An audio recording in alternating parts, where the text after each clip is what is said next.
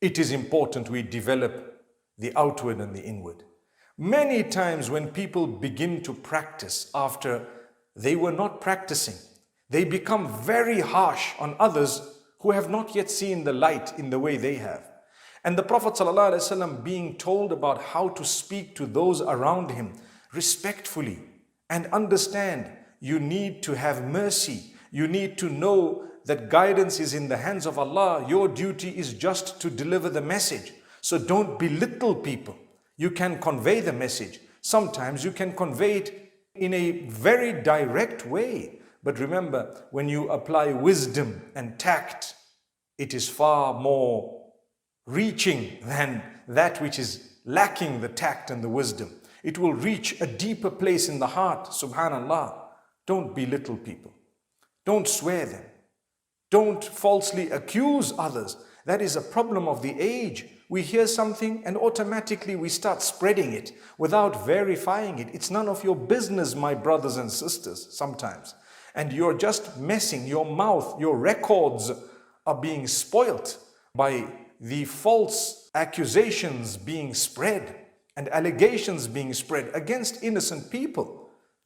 It would be in the best of our interests to pray for them and perhaps not to spread evil. May Allah subhanahu wa ta'ala grant us protection. Let's preserve our good deeds. Allah says, مَنْ جَاءَ بِالْحَسَنَةِ فَلَهُ عَشْرُ أَمْثَالِهَا. Whoever comes with a good deed on the Day of Judgment will have that good deed multiplied by 10.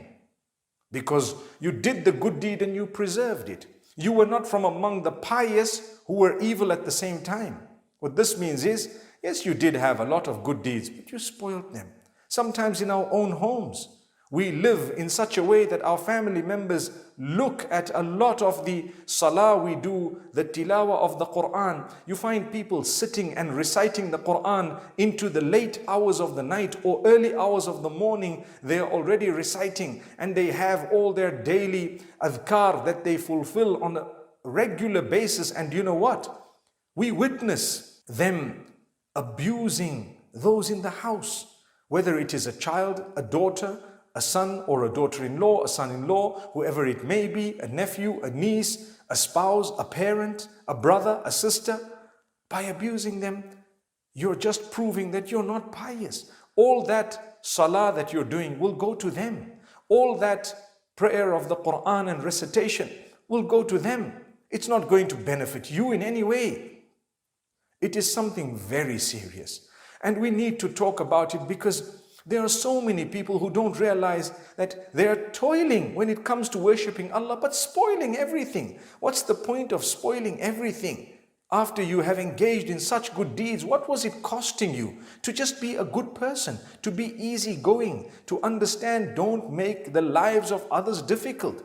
Many times people want to do something that Allah has allowed, Allah has permitted, but we think we're not going to allow it. So what if Allah allowed it? I'm not allowing it.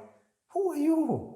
My brothers and sisters, if Allah has allowed something, let it be. Have a big heart. Life is very short. Let people remember you for being a champion of the cause of Allah in a beautiful way. When Allah told you to do something in a certain way, you did it in that way simply because Allah wanted it that way.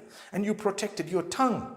And like I said earlier, we have an issue with practicing brothers and sisters who belittle those who may not yet be practicing. It is something serious. No need to belittle. By all means, give them da'wah, which means invite them to the good cause in a beautiful way. Allah speaks about the people of the book and the non-Muslims, and Allah says, when you're inviting them, you should call towards the cause of Allah with wisdom. And you should present beautiful arguments to say, you know what? Well, why don't you consider this and that in a beautiful way? Engage the mind, engage the heart. Try and speak to the person with love and care, with affection and concern. But there is no need to belittle people. With a different gift, Allah has cut people.